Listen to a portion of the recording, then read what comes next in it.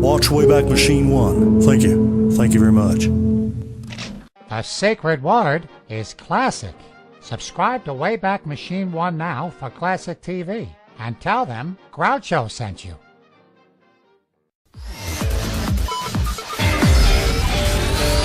Classic TV, Wayback Machine 1.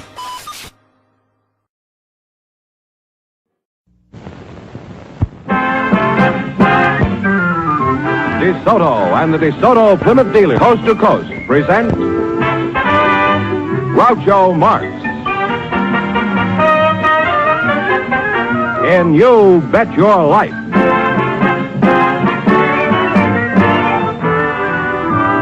Groucho sent me to see the new DeSoto. Groucho sent me, and I love to drive this car. It's long and low and roomy, you're so handsome you can see. It's powerful, and I'm so glad that Groucho sent me. Listen to him when you hear Groucho say, Go drive the new DeSoto at DeSoto Plymouth dealers today. And now, here he is, the one, the only... I thought he went out with the old year. Oh, that's me. Well,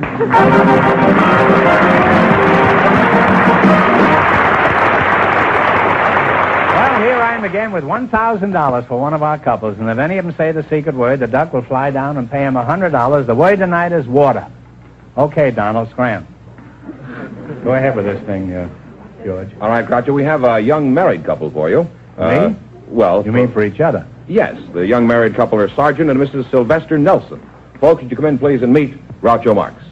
Welcome for the DeSoto Plymouth dealer. Say the secret word, and you'll take home an extra $100. It's a common word, something you find around the house. Sergeant Sylvester Nelson. I take it you're a Marine, judging by the uniform. Is that right? That's right, sir. Uh-huh. Sir, you don't have to say sir to me. Just call me Colonel, that's all. I'm kind of nutty anyhow. With a name like Sylvester, I'm sure you must be a fighting Marine, huh? Oh, I sure am. They call me Ski, though, brother. You do, huh? What do you do from the Marines? Play in the band? No, I'm a staff sergeant of machine gun platoon. Machine gun? In that case, sir, you can call me Groucho, huh? Mrs. Nelson, that's you, huh? What is your first name? My first name is Colette. Colette, oh, French, hein? Parlez-vous français? Oui!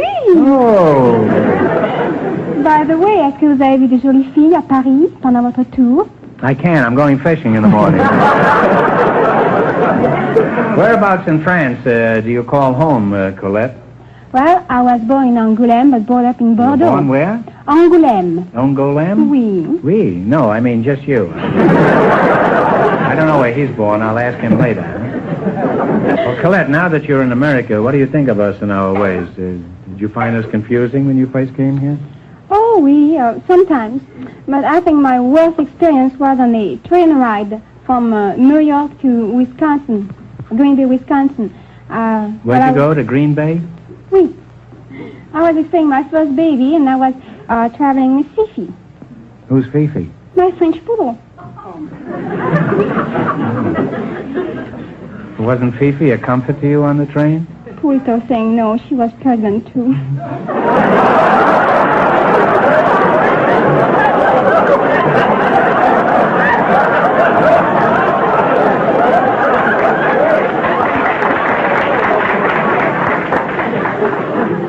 Well, that shouldn't have upset you. I once had a berth on a train myself.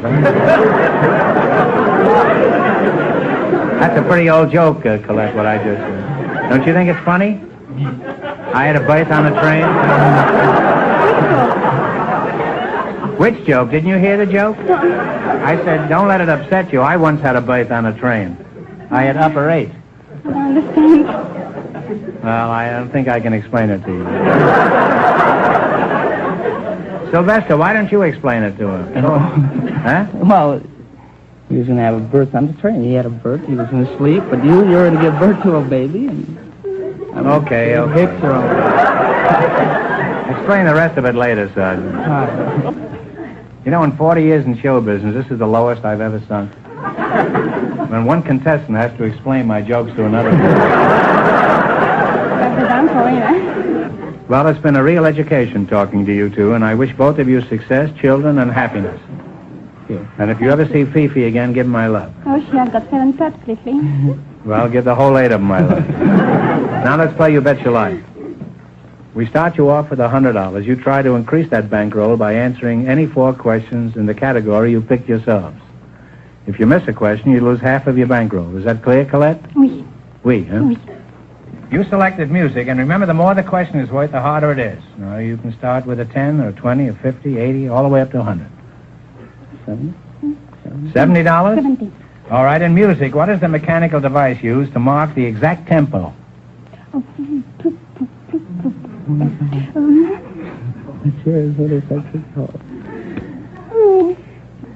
What is it in French? You can see what you can. What is it in Hungarian? Well, I'm sorry. It's a metronome. Metronome, oui. Oh, la la. Well, you still have half your $100. What is ooh la la in French? Sorry. Yeah. All right, now don't get discouraged. You've got a long ways to go. You still have $50. Now, what are you going to try this time? 80. All right, A. Seymour Brown and Nat Ayer wrote a song back in 1911 that keeps popping up regularly. I'm sure you can identify it. Now, you listen. Okay, Jack.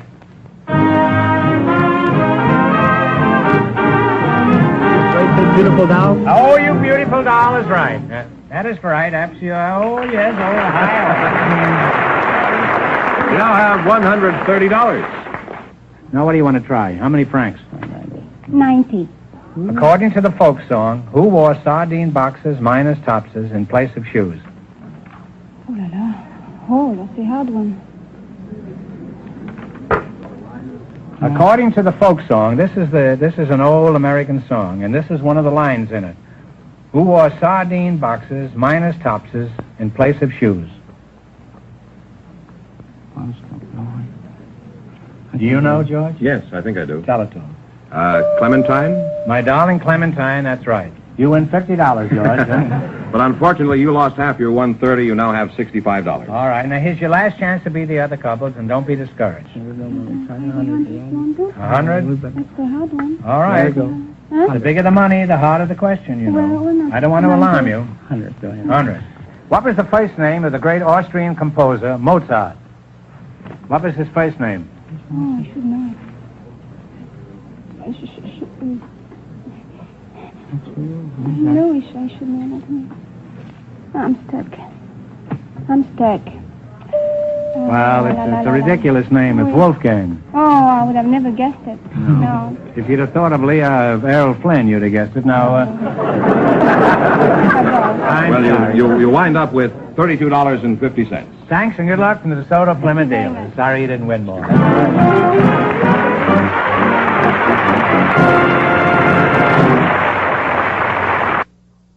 A young lady with a very interesting job, Miss Marilyn Pierce.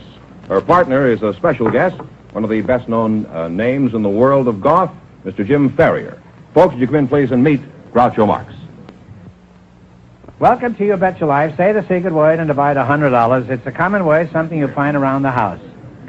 Jim Ferrier, eh? Put it there, Jim. Glad to meet you. I'll get around to you in a minute, Jim. You practice your backswing, and I'll practice my approach. Let's see, you're Marilyn Pierce? Where's your home originally, Marilyn? Newport, Rhode Island. Newport? Oh, that's a pretty swanky place. I was thrown out of a hotel there. Huh? Did you have a job back in Newport? No, not Newport. I moved to Boston at an early age. Oh, Boston. And I was a model there. A model? Mm-hmm. Well, are you still a model? No, not anymore. I found that it wasn't intellectually stimulating. Well, some of my best friends are models. You could still be a model and have intellectual satisfaction. You could be a cover girl for the National Geographic. Well, it wasn't much of a challenge. What sort of work do you do now, Marilyn? I'm a dog trainer. A dog trainer? Yes. And that gives you intellectual satisfaction? Oh, yes. Why is that? When a dog digs up a bone, does he tell you it comes from a dinosaur or something? No, but breaking the language barrier between a dog and a human being is really an accomplishment. Yes, it certainly is. After all, some human I beings... find it much simpler to kick them. Just four-legged dogs, is those the only ones you concentrate on? Yes. What about an old Cocker Spaniel? You wouldn't be... Let's talk about your work as a dog trainer. That sounds very interesting and most unusual for a young, attractive girl. Where do you train them? Well, I train dogs at their own homes. I go to the home and train the owner. You train the owner? Yes. What does he do? Get on his hands and knees and run around the room? No, not quite. I train the dog and show the owner how to manipulate the leash and the correct commands to give to the dog. Uh-huh. Have you been standing here all this time? I'm listening. Isn't that funny? I didn't even know you were here. Never underestimate the power of the Philadelphia Bulletin. Where are you from originally, Jim? I came from Australia. Oh, down under, huh? The Antipodes, huh? Yes, I've been here 15 years. I came from Sydney originally. Is that so? Played professional golf here for 15 years. Mm-hmm. What are some of the important golf tournaments that you've won? I know you've won many of them. Well, I won the National PGA Championship in '47. I won the Canadian Open twice. I've won 5 Australian Championships and quite a few of the big money events around the country. I now at Lakeside Club here in Hollywood. Oh, I see. Huh? And hope to have you over one day. Yeah. Well, do you ever play at Hillcrest? Oh, yes. Matter of fact, playing there next week. Oh, tournament? Huh? No, just a little friendly game. If you have a loose dollar or two. I have a loose dollar, but I haven't got a loose moment for them. I play golf, too, you know. What is your handicap, Jim? Well, as a pro, I don't have a handicap. Well, congratulations. How is it a tall, handsome man like you isn't married? Oh, I'm married. I have a wife. You just said you didn't have a handicap.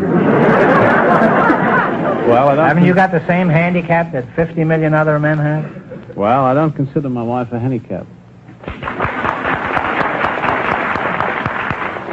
Well, you had a bad lie, Jim, but you recovered very nicely. Well, I'd like to go on talking to you two, but it's time to play You Bet Your Life. In the race for the $1,000, the first couple won $32.50, and the secret word is water. Now, you select the general information quiz, and remember, the more the question is worth, the harder it is. I think we better start the lead, you know, Steve. 80? Oh, that's kind of big. How about 50? 50? 50, be all right? Mm-hmm. Okay. 50. All right. What type of merchant indicates his trade by suspending 3 golden balls over his front door? Pawnbroker. Yeah, pawnbroker in the hock shop. That's right. You now have $150. What are you going to try this time? You have $50. $150. You want an 80, a 90, a 40? Or 60? Oh, no, it's 100. 100? 100. Oh, gee, that's pretty high. You agree with that, Jim? Oh, I'm not very intellectual. 80, okay. 80. What is the monetary unit of Italy? Lira. Lira is right. You now have $230. What do you want now, a little one or a big one? Big ones are harder, the little ones are easy. Let's go to 60, back to 60. 60? We're doing pretty good. 60? 75. There is no 70. No? All right. There's a 70 or a 80. You've had the 80. 70? Okay. What is the complete membership of the United States Senate? And I want the precise number. 48. How many members in the United States Senate? I think it's more than No, wait a minute. 48. Let's see, no, 96, I believe it is. 96? 96 is right, huh? You now have $300. What are you going to go for? 60? What? 60? 60? 60, ma'am? Can we go up? Don't look at me with those big black eyes. Well, I think 60 would be safe. I'm Scotch, you know. Well, I am, too, but I'm in living danger. All right, 60? All right. How many justices are there on the Supreme Court? And I want the exact number. It must be 12. I believe. One answer. I don't know. I would say 12. 12, man. No, I'm sorry. It's 9, Jim. Well, you it is lost pretty half good. your $300. You wind up with $150. Well, thanks and good luck from the DeSoto Plymouth dealers. Sorry you didn't win the last one.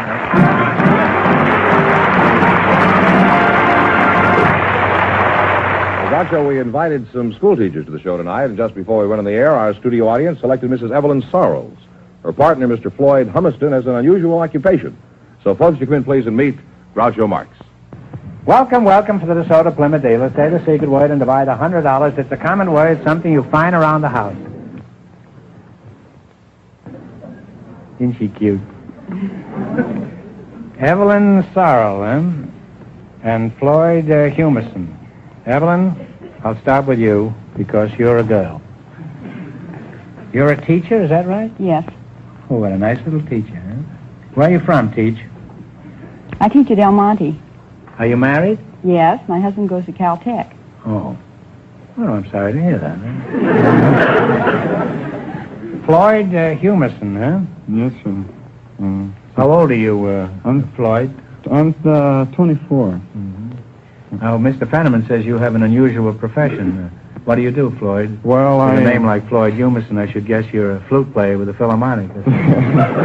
What do you do? Well, I train lions, Groucho. What was that? I train lions. You mean the van and storage company? No, the kind that eat meat. How long you been doing this kind of work, Floyd? About half an hour? No. People say anything to get on this show. Trains lines. He probably sells pencil sharpeners. I could use one. My head has been coming to a point lately. Well, my father was a lion trainer, and so I've been at it since I've been about 8 years old. What did you do? You start training mice first when you were a kid? Well, no, just being around them. You say your father was a lion tamer? Yeah. What happened? Did he collect his severance pay? No, he's retired. He's in the termite business now.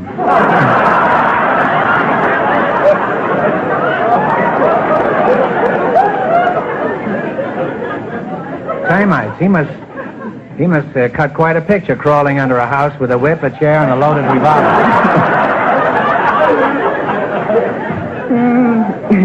Where did he find these termites? On the lion? Well, I don't actually know. I've been worked with him a little bit, but was your mother in the animal training business? Too? No, she was an aerialist with the circus. Flying in the air? Yes.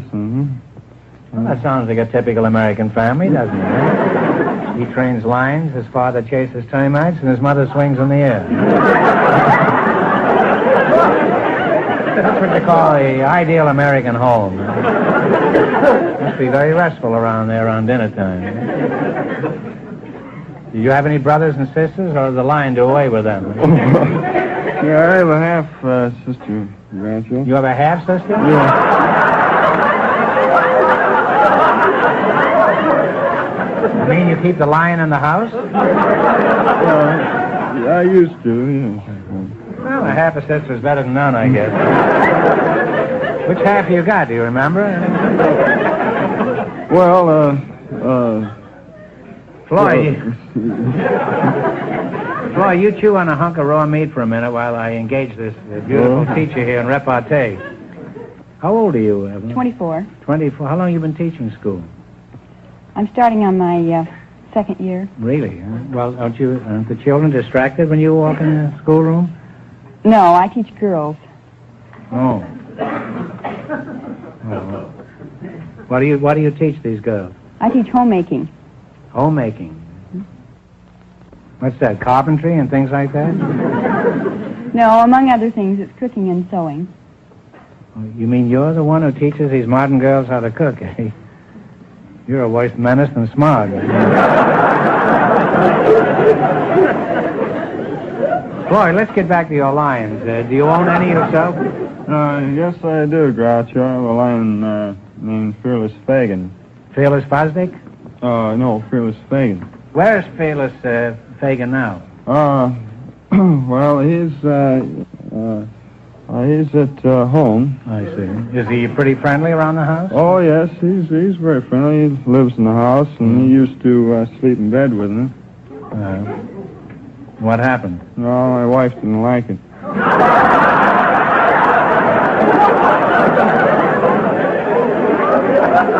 Well, I think there's some justification for that. I think you should have got her a lion, too, huh? Now, where do you keep Fearless Fosdick now? Well, I keep him up in Thousand Oaks, and that's we have a lot of animal compounds and one thing and another up there. And so... You keep him in a tree, you say? No, in the house. You said in the Thousand Oaks. Oh, well, it has Thousand Oaks, supposedly. Now, let's see, you might have cut one down. Well, what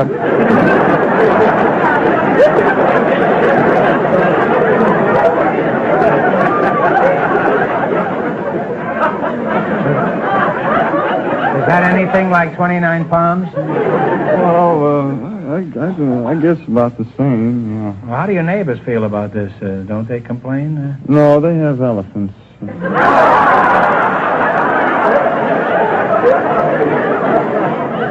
Well, that I can understand. Having an elephant in the house is logical, but having a lion, that's ridiculous. You must live a rather interesting life, Floyd, with a lion in the house. What do people say when they ring the doorbell and the lion answers? Oh, well, not too long ago, why, we have the Dutch doors in our house, you know, the kind that open up one at a time. And so... what do you mean, open up? Well, you know, it's kind of used to have in barns, you know, where they sawed them in half, you know, where the bottom part opens up and then the top part opens up. This is like your half-sister, huh? Well, anyway, so this Fuller Brushman, he came up to sell me some brushes, and so I was talking to him, and so Fagin stuck his head out over the door and top of the door, and so I still have the man's brushes and briefcase.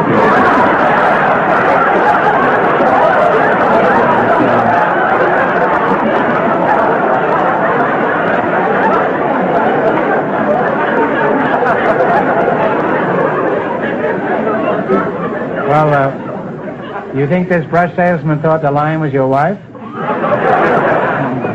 Isn't your wife afraid of Fagin? Oh, no, she's not afraid of me or Fagin or anybody else. I guess you have your wife pretty well trained by this time, huh? Oh, no.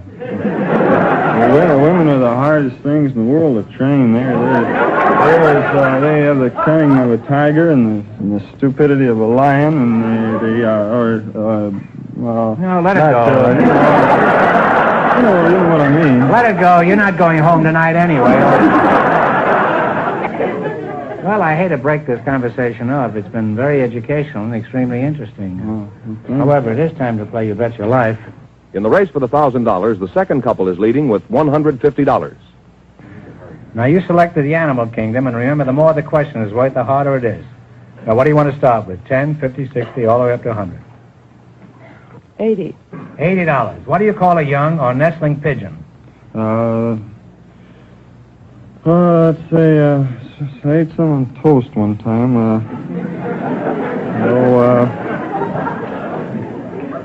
I hope they agreed with you. Squab. Squab is right, yes.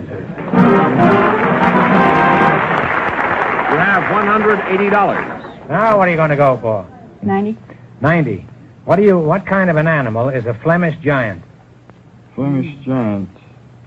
That's a fowl, if I'm not mistaken. Flemish giant. Let's see. Guess. If you don't know. Well, I'm sorry, it's a rabbit. Oh. Yeah, well, that's a shame. You lost half your 180, you have $90. All right, now what are you going to go for? 70. 70. What do you call the rodents that live in colonies on our American plains? They have a bark resembling that of a dog. That is a prairie dog. That's right, a prairie dog is right.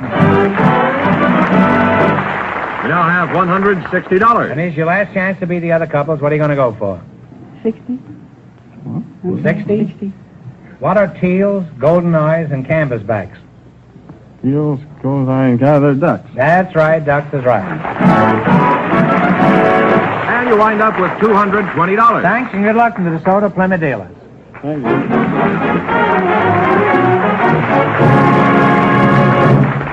That means that Mrs. Sarles and Mr. Humiston, with $220 in just 1 minute, get the chance at the DeSoto Plymouth $1,000 question. Mrs. Sarles and Mr. Humiston all set for the DeSoto Plymouth $1,000 question. All right, here we go for $1,000. I'll give you 15 seconds to decide on a single answer between you. Think carefully and please no help from the audience. One of the most famous cartoon characters of the last 40 years is the Timid Soul, created by H.T. Webster. For $1,000, what is this painfully timid character's name? Talk it over. I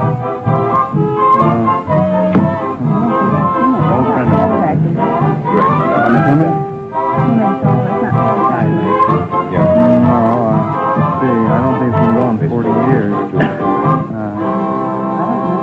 All right, what is the answer you two have decided upon?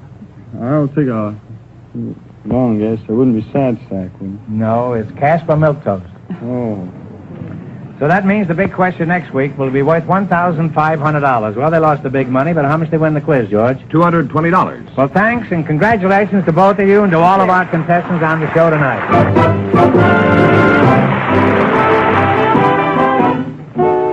Friends, go in to see your DeSoto Plymouth dealer tomorrow. And when you do, tell them Groucho sent you.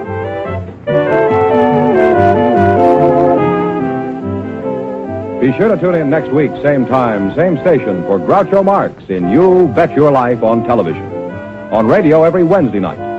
And don't miss the big Chrysler Corporation TV show each week on another network.